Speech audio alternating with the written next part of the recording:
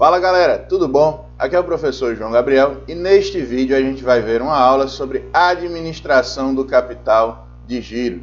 Esta aula é toda baseada na obra Análise Didática das Demonstrações Contábeis dos professores Eliseu Martins, Gilberto José Miranda e José Dilton Alves Diniz, obra lá da editora Atlas, tá? Antes da gente iniciar, deixa eu fazer aqui dois pedidos. Se você tem interesse nesse assunto ou em contabilidade no geral, não está inscrito aqui ainda no canal, se inscreve e ativa o sininho da notificação, que você, além de aproveitar o enorme conteúdo que a gente tem por aqui, vai ser sempre avisado quando a gente postar conteúdo novo, tá bom? Segundo pedido é, se você gostar dessa aula, gostar desse vídeo, deixa aqui sua curtida, dá seu joinha, dá seu like, tá? Que ajuda muito o trabalho da gente crescer e alcançar cada vez mais pessoas. Então é isso, pedidos feitos, introdução explicada. Vamos ao nosso conteúdo da aula de administração de capital de giro. Nós iremos ver como se calcula e se interpreta capital circulante líquido, CCL, como se calcula e interpreta a necessidade de capital de giro, NCG, como se calcula e interpreta o saldo em tesouraria, ST, e como se faz aí uma análise conjunta do CCL, NCG e ST, tá bom? Começando pelo capital circulante líquido, ele é uma fórmula que vem da ideia de que as fontes de curto prazo, passivo circulante, devem ser utilizadas para financiar as aplicações de curto prazo, tá? Então, passivo circulante deve ser suficiente para financiar os ativos circulantes. Portanto, a fórmula é essa aqui, pessoal.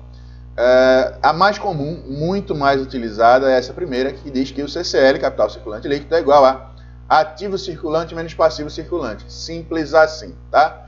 Ou existe uma forma alternativa de se calcular, bem menos utilizada, mas que vai dar o mesmo resultado, significa a mesma coisa da primeira, que é capital circulante líquido é igual a passivo não circulante mais PL menos ativo não circulante, tá? Mas a forma mais utilizada, disparada aí de se calcular, é essa primeira aqui. CCL igual a ativo circulante menos passivo circulante. Uma observação: a depender da obra que você esteja utilizando para estudar, embora esse seja o termo mais utilizado, você pode encontrar a denominação capital de giro líquido, CGL. É sinônimo de capital circulante líquido, significa a mesma coisa, tá bom? Então vamos lá. Qual é a interpretação? Se esse capital circulante líquido for maior do que zero, os ativos circulantes são mais que suficientes para cobrir os passivos circulantes, tá? Se o CCL for menor do que zero, significa dizer que os ativos circulantes não são suficientes para cobrir os passivos circulantes. Ou seja, é ruim, né? O ideal é que o CCL dê maior do que zero. Porque se o meu ativo circulante não cobre os passivos circulantes, as dívidas de curto prazo, eu vou ter que mexer no meu ativo não circulante para pagar a dívida de curto prazo. Então isso pode ser muito perigoso para a empresa. Então aqui a ideia é que o CCL dê positivo, tá? Essa é a melhor forma da gente encontrar o CCL dentro de uma empresa, ele sendo positivo, tá bom? Para a necessidade de capital de giro, antes da gente adentrar na fórmula em si, a gente precisa entender que os itens do ativo e passivo circulante, eles comumente podem ser separados em dois grandes grupos: ativos e passivos circulantes operacionais e ativos e passivos circulantes financeiros. O ativo circulante operacional, coloquei aqui alguns exemplos: disponibilidades mínimas necessárias às atividades, clientes já deduzidos do PDD, provisão para devedores duvidosos, adiantamento a fornecedores, estoques, impostos a recuperar, despesas antecipadas e por aí vai. Então são os ativos circulantes, obviamente, que fazem parte ali do operacional da empresa, tá? Que é diferente do ativo circulante financeiro, onde a gente tem as disponibilidades ociosas, aplicações financeiras, créditos com empresas coligadas ou controladas, imóveis para venda, equipamentos para negociação imediata, por aí vai. Então são aqueles ativos circulantes que não fazem parte do operacional da empresa. Então eles são denominados ativos circulantes financeiros. Com uma observação, tá? Na prática, dificilmente, a menos que a gente seja de dentro da empresa, a gente vai saber quanto da disponibilidade, traduzindo, né, simplificando, não é exatamente isso, mas ajuda a entender. Quanto de caixa e equivalente caixa a empresa tem como sendo mínimo necessário as atividades e quanto é sobra, tá? De caixa. A gente não tem como ter essa informação, exceto se a gente for de dentro da empresa, correto?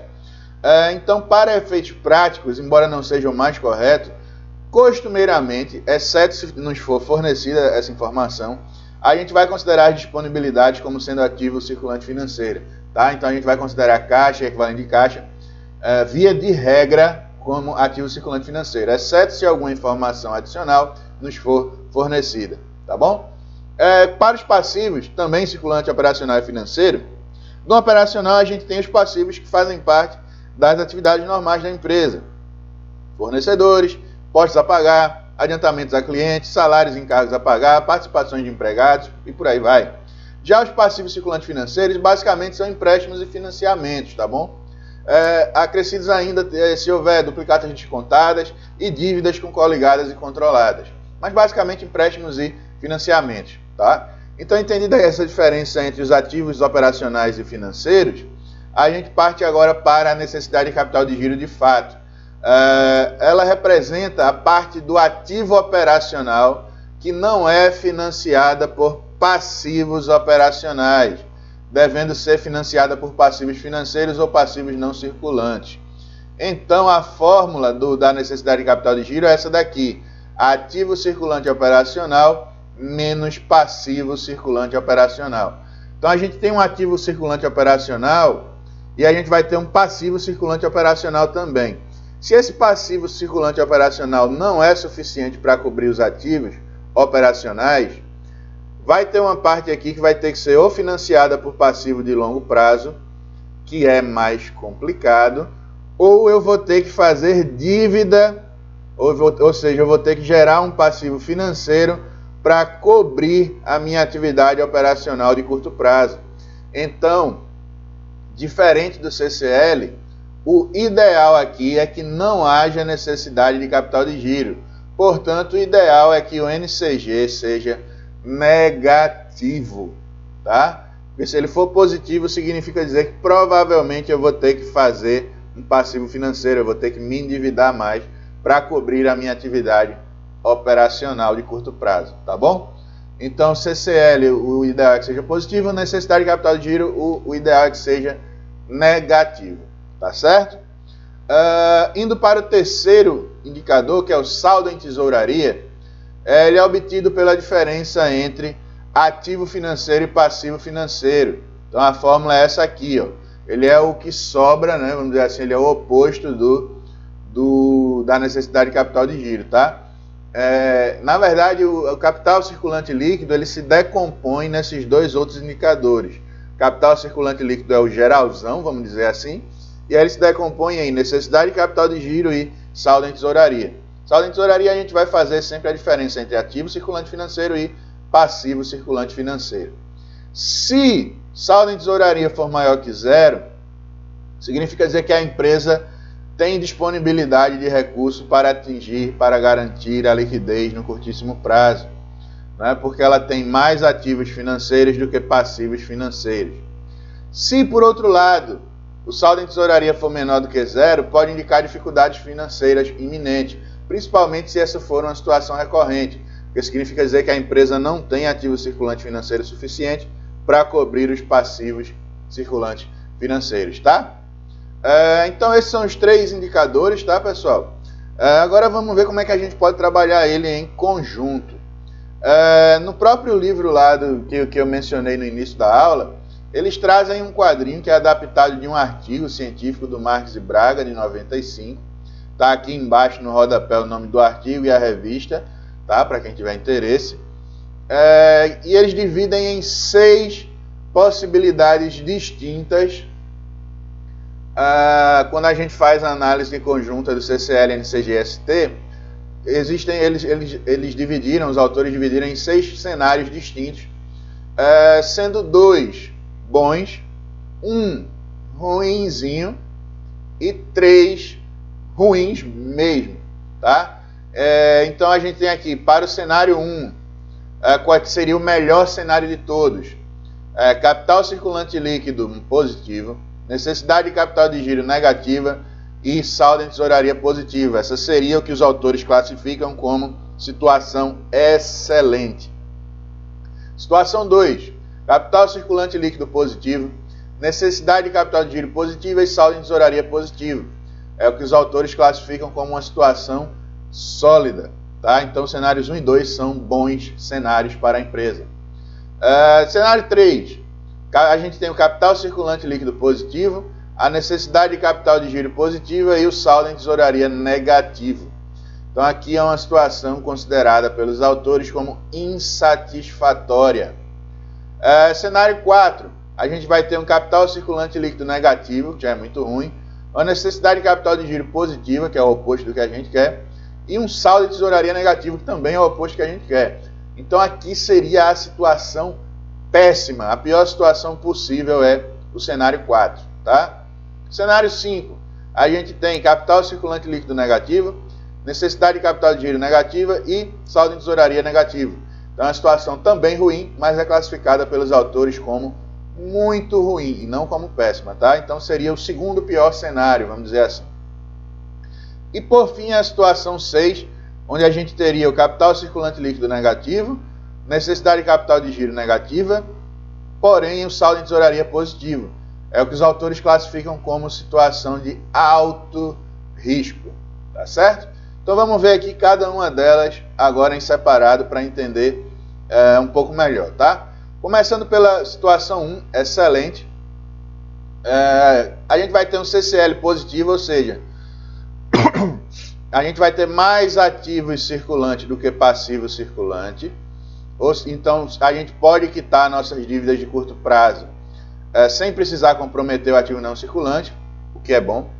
Né? A gente vai ter a necessidade de capital de giro negativa, ou seja, eu tenho mais passivos circulantes operacionais do que ativo circulante operacional. Então, eu não vou precisar me endividar mais, nem mexer no passivo não circulante para financiar minhas atividades operacionais. Então, também é positivo isso, também é bom isso. E, por fim, eu tenho um saldo de tesouraria positivo. Eu tenho mais ativos circulantes financeiros do que passivos circulantes financeiros, que também é bom, porque significa dizer que eu posso quitar meus passivos circulantes financeiros sem maiores problemas. Por isso, essa é a melhor situação possível.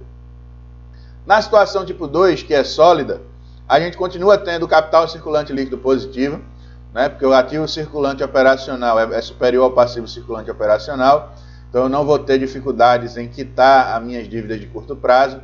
A gente aqui, ao contrário, vai ter uma necessidade de capital de giro positiva, o que não é tão legal, porque eu tenho menos passivo circulante operacional do que ativo circulante operacional. Então tem uma diferençazinha aqui, ó, que ou eu vou ter que cobrir essa diferença com passivo não circulante, ou eu vou ter que fazer dívida, ou seja, eu vou criar um passivo financeiro, circulante financeiro, para equilibrar essa conta daqui, tá? Então isso não é tão legal assim.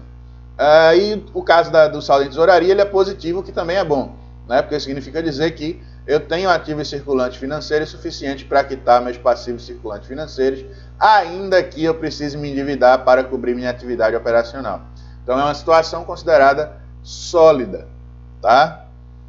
Tipo 3 é a insatisfatória. O CCL, capital circulante líquido, continua sendo positivo, então eu não preciso ainda recorrer ao ativo não circulante para quitar minhas obrigações de curto prazo. Porém, a necessidade de capital de giro é positiva, ou seja, ou eu mexo no passivo não circulante, que não é legal, né? Passivo não circulante é para cobrir o ativo não circulante. Então, ou eu vou ter que mexer no passivo não circulante para cobrir ativo circulante, ou eu vou ter que me endividar cada vez mais para equilibrar essa questão de passivo circulante operacional, ativo circulante operacional. Então, não é tão legal. E aqui eu tenho saldo de tesouraria negativo, eu tenho menos ativos circulantes do que passivos circulantes de curto prazo para a classificação financeira. Então eu não tenho ativos financeiros suficientes para quitar minhas dívidas financeiras. Então isso é considerado uma situação insatisfatória, tá? Não é péssimo ainda, não é tão ruim, porque o CCL ainda está positivo, tá? Tipo 4, aqui é a situação péssima, a pior de todas. Capital circulante líquido aqui é negativo, ou seja, ainda que eu liquidasse todos os meus ativos circulantes, eu não conseguiria pagar todos os meus passivos circulantes. Eu precisaria mexer aqui no ativo não circulante, ó, o que é ruim, né? Porque o ativo não circulante a gente tem lá imobilizados, a gente vai ter os equipamentos, veículos, imóveis da empresa. Então eu vou ter que mexer no operacional da empresa, na estrutura da empresa, para poder quitar dívida de curto prazo. Isso não é legal. Além disso, eu tenho a necessidade de capital de giro positiva, ou seja, eu precisei me endividar mais, né, para equilibrar essa conta aqui, porque o meu ativo operacional é maior do que o meu passivo operacional circulante. Então também não é tão legal isso daqui acontecer. E por fim, eu ainda tenho saldo de tesouraria negativo, ou seja, meu ativo circulante financeiro é menor do que o meu passivo circulante financeiro. Então a situação aqui é tida como péssima, porque todos os indicadores estão invertidos, né? Eu vou precisar mexer na estrutura da minha empresa, se essa situação for recorrente, de me desfazer de algum ativo não circulante para quitar dívida de curto prazo, ou dar um calote, que também é péssimo do mesmo jeito, tá? Então esse seria o pior cenário possível dos 6. Cenário 5 é o muito ruim, tá? Onde a gente tem o CCL negativo ainda, então eu não tenho ativo circulante suficiente para cobrir os passivos circulantes. Porém, a necessidade de capital de giro é negativa, eu tenho mais passivo operacional do que ativo operacional, então eu não preciso me endividar mais para cobrir as atividades operacionais. Eu não preciso fazer novos passivos financeiros para cobrir o meu operacional. Por isso que é muito ruim e não péssima, tá? Contudo, meu saldo em tesouraria é negativo, ou seja, eu tenho menos ativos circulantes financeiros do que passivos circulantes financeiros. Então eu continuo tendo que comprometer o meu ativo não circulante para cumprir as minhas obrigações de curto prazo, o que é uma situação muito ruim. Sexta e última situação é a chamada de alto risco, porque eu tenho um CCL negativo, ou seja, eu não tenho ativo circulante suficiente para cobrir os meus passivos circulantes, tá? Mas, por outro lado, eu vou ter uma necessidade de capital de giro negativa, ou seja, eu tenho passivos circulantes operacionais suficientes para cobrir os ativos circulantes operacionais, e eu tenho um saldo de tesouraria positivo. Meus ativos financeiros são suficientes para cobrir os meus passivos financeiros. Então é uma situação de alto risco, embora não seja nem muito ruim nem péssima, mas o alto risco está porque, a se tornar recorrente, esse CCL aqui negativo, significa dizer que eu vou ter que comprometer os meus ativos não circulantes para quitar dívidas de curto prazo, o que é muito ruim para a empresa, tá? Então essa seria uma situação de alto risco, tá bom? Então é isso, pessoal. Essa foi a nossa aula sobre capital de giro, tá? Espero que vocês tenham gostado. Muito obrigado por ter ficado aqui até o final. Se ficou alguma dúvida, deixa aqui no comentário que a gente responde. E se você gostou da aula, deixa aqui sua curtida, seu joinha, dá seu like aqui no vídeo, tá?